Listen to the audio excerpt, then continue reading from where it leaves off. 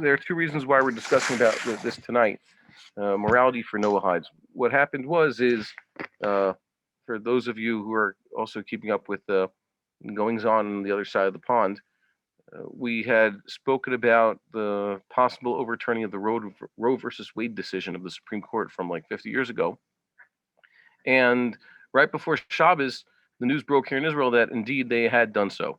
And that lit the American political scene on fire and also resulted in quite a lot of halachic misinformation, as usual, making the rounds. And we discussed the idea, the abortion issue, at that point a few weeks ago.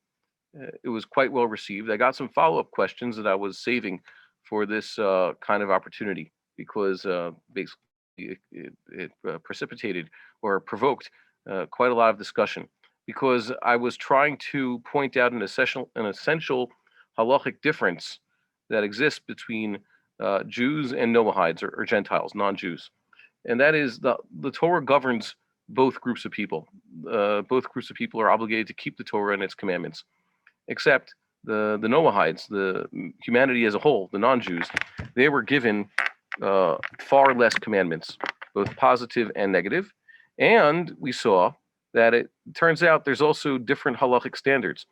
Uh, Unlike the Havamina, the assumption somewhere in the Talmud that perhaps Gentiles should be held to lesser standard than Jews, we saw basically that for most of their commandments, some of which they have in common with the Jews, for example, that they're not supposed to murder, that they're not supposed to worship idols, the standards are a lot stricter, and there's a lot less leeway.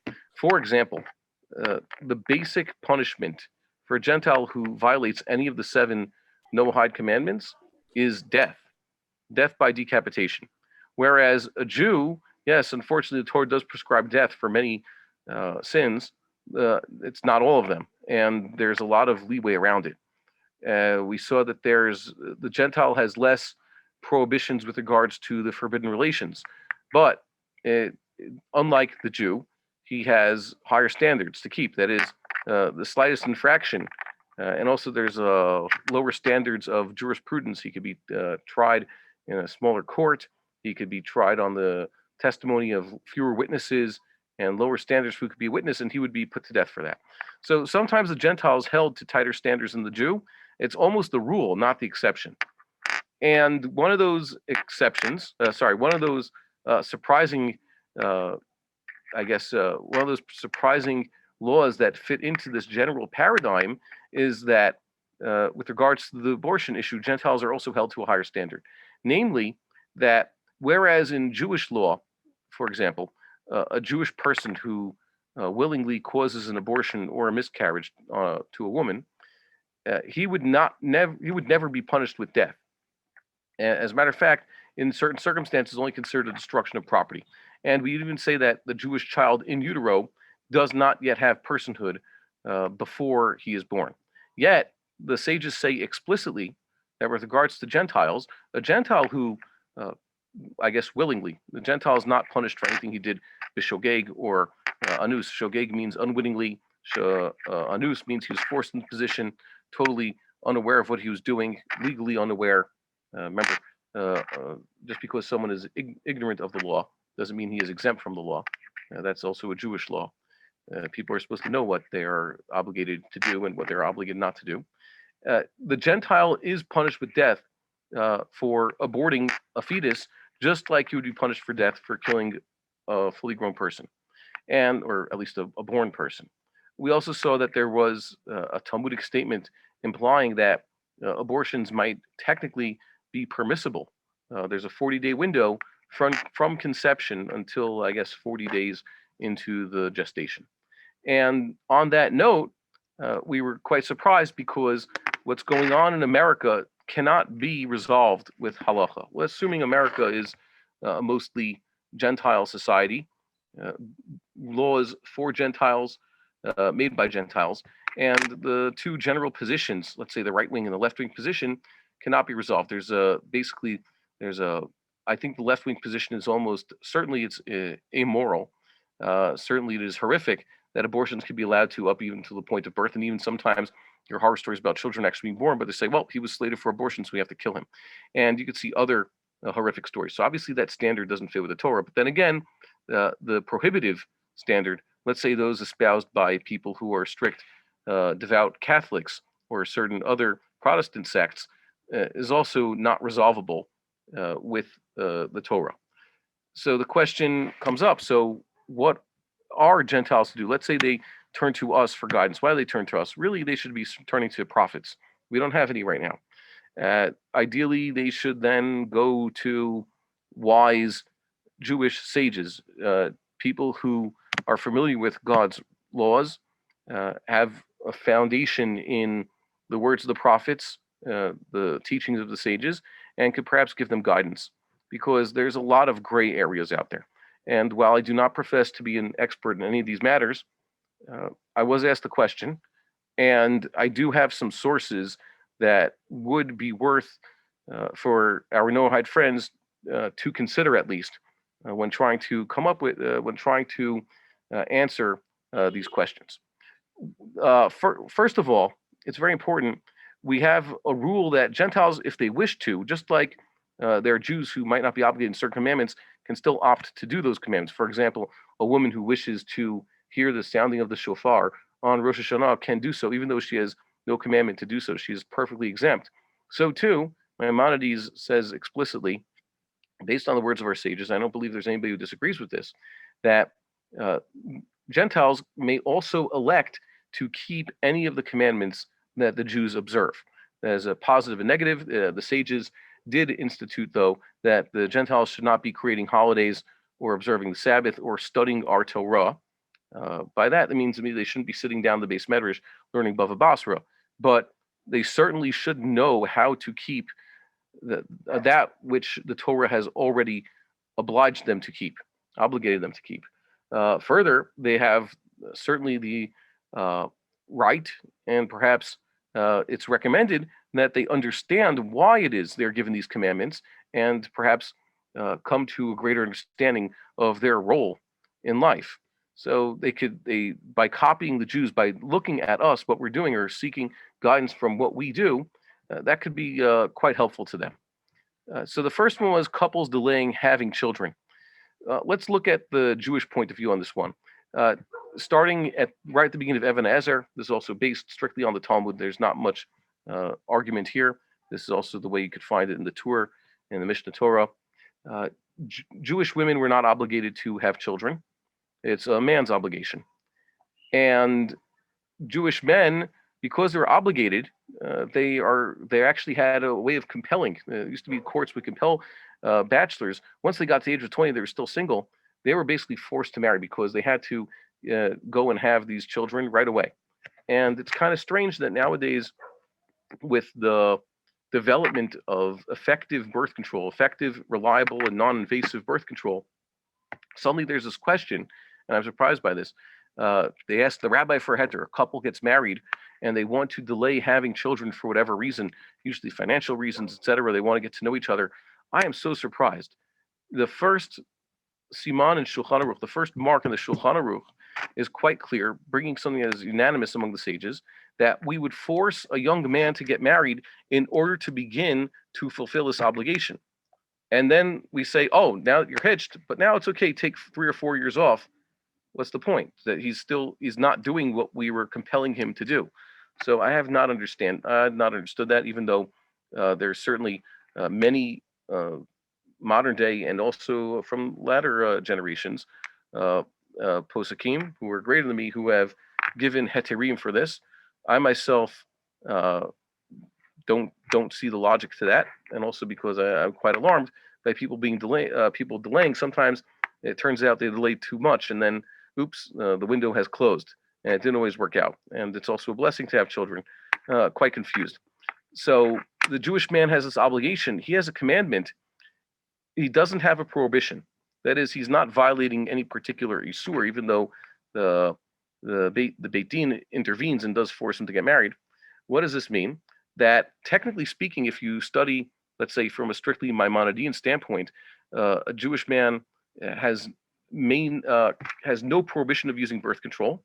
although he should not until he has fulfilled his minimal obligation to reproduce, that is, have a male child and a female child, as Chazal say. And after that, birth control is 100% permissible, it seems. And there are those who rule accordingly.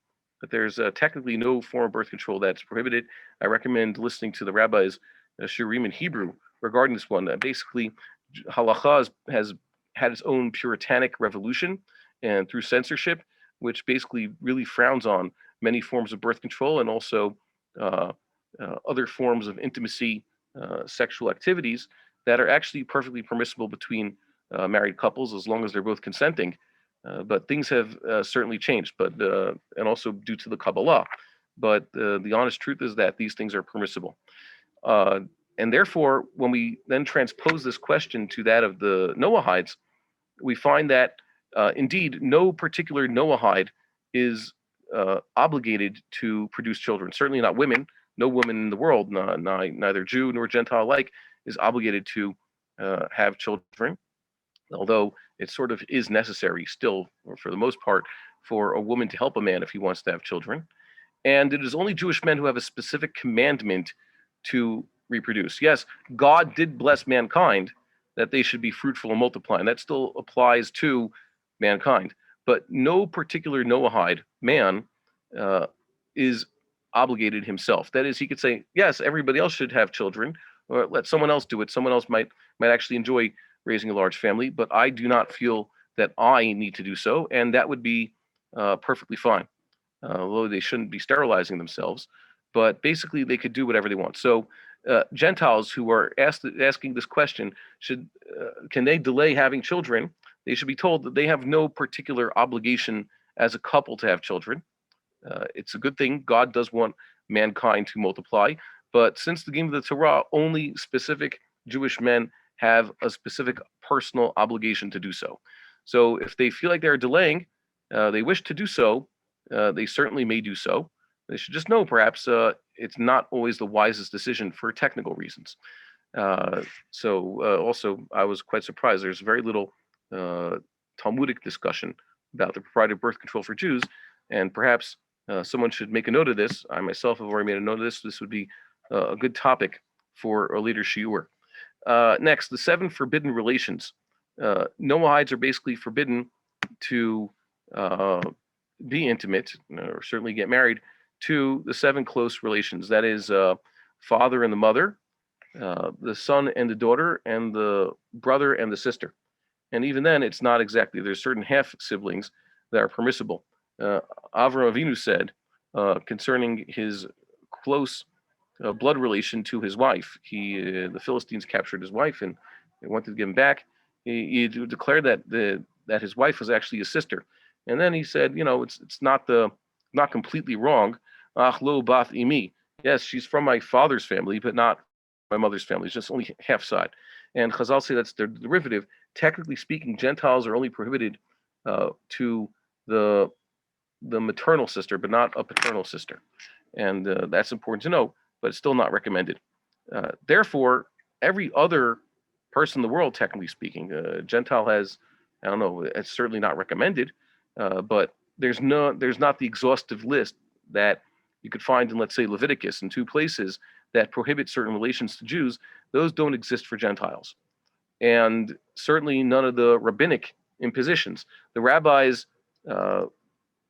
told us that there are certain prohibitions that they themselves have legislated in order to protect us. Sometimes in order that we not come close to doing an actual Torah prohibition. Sometimes because something is reminiscent of an actual Torah prohibition. Sometimes there's other considerations that the sages had. Sometimes they didn't even tell us other considerations. This told us this is forbidden. And even if you think you're so smart, you're wise enough to discern the reason, and you could say that the reason doesn't apply to you, you still can't. The sages told us don't do certain things. They did not make any of those types of prohibitions on the Gentiles. The Gentiles don't have the sages. So the Gentile should perhaps take a cue, though, from what halacha the Jews observe. Remember, the halacha, as given to us by God, is there for our betterment. It is to protect us. It is to keep us away from that which could potentially be both spiritually harmful and even sometimes physically harmful. harmful to us just as human beings. So the Gentiles could look at the Jewish list and even as it appears in the Torah, and perhaps even the list that the sages gave to us, and realize that these types of relationships are certainly not recommended. Nowadays, we know about the dangers of inbreeding, especially, or just the psychological problems, the personal problems of getting involved with people who are too familially close, or people who have, let's say, already been in relationships with close relatives. The Torah, for example, prohibits the ex-wife of certain close relatives to the Jews. So a man certainly should not marry a woman who was married for a time to his own father or his own brother. That is forbidden according to the Torah. To a Gentile, that is not forbidden. Perhaps, though, it would be wise for a Gentile to avoid such a thing. Now, there's a list here of various questions we got. So the first one, premarital relations. That is technically permissible for a Jew. Yes, there are many Rishonim who said that such a thing is prohibited for a Jew. It's permitted for a Gentile. Gentiles have no obligation to marry, although there is an institution of Gentile marriage. A Gentile is forbidden to commit adultery. How do you know what adultery is? Well, if a couple are married, no, they don't recognize, let's say, state marriages, whatever it is, a justice of the peace, or whoever else is licensed to conduct weddings, let's say Western states.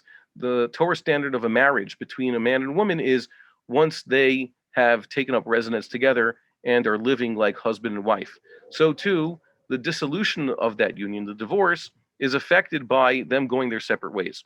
But as long as they are still married, they are prohibited to other people. So that is technically permitted to them. Like we said, the premarital relations. Prostitution, this is a surprise. Prostitution is technically permissible also for Gentiles. If a woman wants to, for whatever reason, and by the way, this is a problem. A lot of women don't want to work as prostitutes. It's a form of slavery, compelled slavery, which is basically a form of kidnapping. That's prohibited.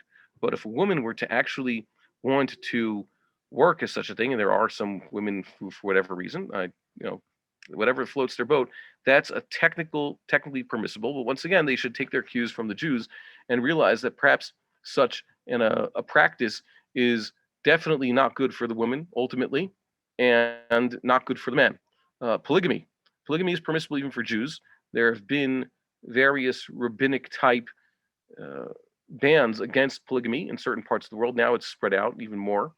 Even though Rabbi Gershom apparently only wanted it to last up until a few hundred years ago, but certainly spread in both temporally and spatially. It seems to be observed everywhere. Polygamy would be mutter. By the way, polygamy, that is permissible. We're not talking about polyamory. Polyamory, a woman having multiple husbands, that would be forbidden. Polygamy meaning a man with multiple wives. But once again, there were reasons why in the olden days, even when it was permissible, let's say for the Jews, it was only permissible for those people in basically the top 1% in the economic ladder, because they could afford to have two wives. If a man has a certain standard of living and his wife enjoys that, he provides her like a nice big house and a nice new car and other things that women might want from a husband. If he wants to take a second wife, he has to give her exactly the same. He has to provide for her also. He has to give her own house to live in. He cannot compel them to live with each other. And he has to give her a nice car also. And even if, let's say, some men are selfish and foolish, say, well, I'm pushing 60. My wife is slightly younger than me. I'd like a nice younger wife, and basically retire the old one. There are practices, there are places where they still do that. That is prohibited according to the Torah. A person has to give his wife his time, like all the other wives, unless she forgives him. So a person can't say, well, I'll start with the new wife and just spend most of my time with her. That is prohibited for a Jew, and the Gentiles should take note of that. Polygamy is not the best thing, and it's for good reason that many Western societies have outlawed such a thing. It's for the socioeconomic benefit of the women. Transvestitism, that is technically permissible for Gentiles also, even though it's strictly forbidden for Jews. Even if the guy, like we saw, claims that he really is what he is not, that just means he's insane. But it doesn't give him any permission to do such a thing. But like we saw the various commentaries say, transvestitism is a means to an end. It's to corrupt society, to get people closer to violating the prohibitions against idolatry and the forbidden relations. And therefore, it would be wise for Gentiles also to avoid such practices. They go hand in hand with all sorts of other perversions and degenerate activities. And that which is happening in the Western world today, which you can read about, is a perfect indication of this. So they should stay away from that. Self-gratification. For Jews, it's forbidden. For Gentiles, it might actually be permissible. And I'm not going to talk more about that, but it's also perhaps not the best thing because it prevents someone from actually getting out there and making real relationships. A person who is spending too much time with himself perhaps might not be able to get out there and find, let's say, the right woman. And yes, so he should work on that. And that goes straight into viewing pornography, which is strictly forbidden for Jews. Lo taturu. Rambam mentions a person should not gaze at nakedness. He says it in a few places in the Mishnah Torah. It's also mentioned in Shulchan Aruch. It's strictly forbidden. But for Gentiles, it might actually be permissible to a certain extent. Certainly not smart. It could also cause all sorts of psychological harm. I remember hearing about psychologists talk about how it creates all sorts of miswires the brain and dopamine and also pleasure centers. It is a terrible thing.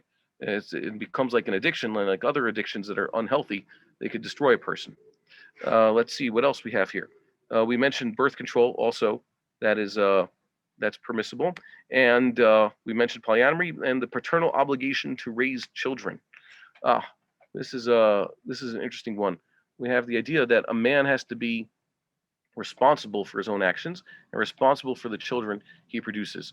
One of the other scandalous aspects of this whole abortion discussion is that there are many people in the Western world have been convinced of the truth of a certain number of claims that are specious, and history has shown them to not be true. For example, it's okay to have political differences. People come to different halachic conclusions. That's fine. We respect those, and perhaps we even recognize legitimacy, and we could even acknowledge when we are wrong in these discussions.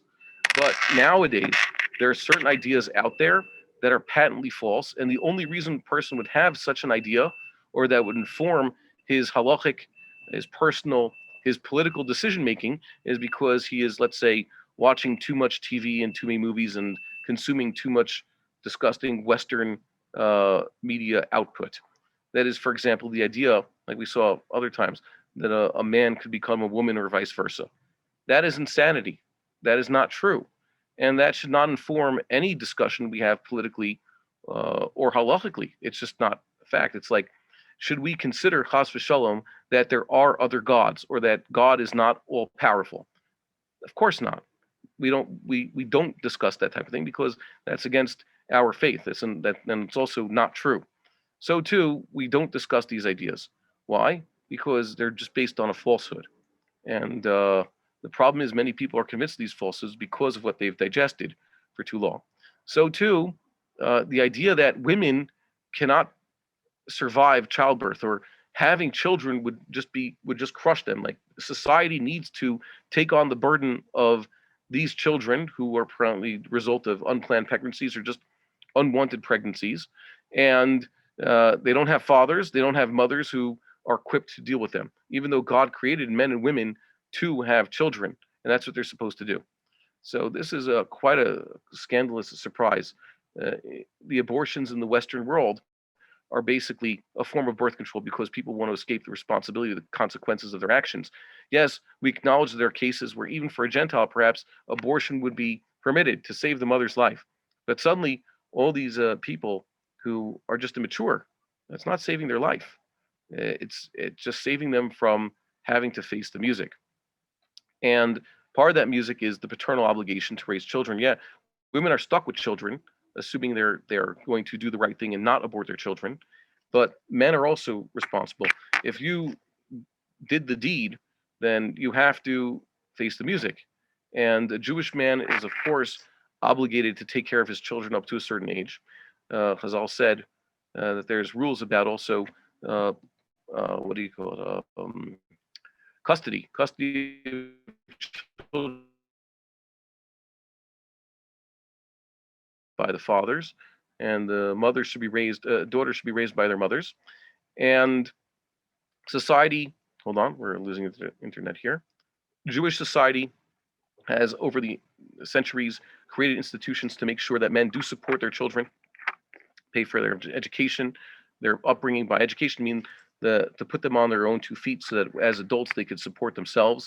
So too, it stands to reason that a Gentile society, even if it does not have, it doesn't open up the Torah or open up the Talmud or the Mishnah Torah and find how a man is supposed to take care of his children, it is perfectly within a legitimate legislature or ruler's uh, uh, rights to create a system of laws that govern how and up until what point, etc., a man has to take care of his own children. That's 100%. The whole point of uh, populating this earth is that people learn to function in the society. And having children that are basically antisocial because they were lacking a proper upbringing is basically undoing this very idea. We said Jews, aside from the fact that they have, every Jewish man has an obligation to have children, part of that obligation is to raise them properly. We saw about adoption. A Jewish man and a Jewish couple, let's say, adopting a child not born Jewish, so they convert him as a child. What happens? That child could eventually grow up and he has a window of to choose, does he want to stay within Judaism? But we also have to know it's not considered a zechut. It's not considered a privilege for this child to be raised Jewish if they convert him when he's too young to understand, as a baby or as a young child, and then he is raised as a Jew, but not raised knowing any of the proper halachot. He doesn't know how to be a Jew. So that doesn't help him. That just makes it worse for him. So too, every child born needs parents who know how to raise him properly and can show him what the proper path is, because he also has to be a proper member of society. He has prohibitions. He has obligations to each other. He at least should know the basics prohibitions over here. He should know who his family is. So yes, there is a paternal obligation to raise children. And a person can say, well, I didn't know, etc. Like I said, a person should know that these relations have consequences. Consequences for actions, that's the entire basis of a legal system. Next week, we're going to have a little bit more time. We are going to discuss what is Eretz Yisrael exactly, because you could just look at some maps and it's described differently in different places. What is Eretz Yisrael? Where is Eretz Yisrael? What does it mean when we say Eretz Yisrael? And what does it mean for the future or an ideal Jewish state? So we look forward to seeing you then. We would like to encourage our viewers to share these videos with friends and send in your responses. We would also like to suggest the following opportunity to our viewers. If you identify with Rabbi Bar-Hayim's message and would like to sponsor or dedicate a video interview with the rabbi in honor or memory of a loved one, if you would like to obtain Birkon Nusach Eretz Yisrael or invite the rabbi for a speaking engagement, please email us at office@machonshilo.org. If you are inspired by Rabbi Bar-Hayim's message and would like to get involved in Torah Eretz Yisrael activities in your local area, please fill out the relevant form by going to the link which appears on the screen.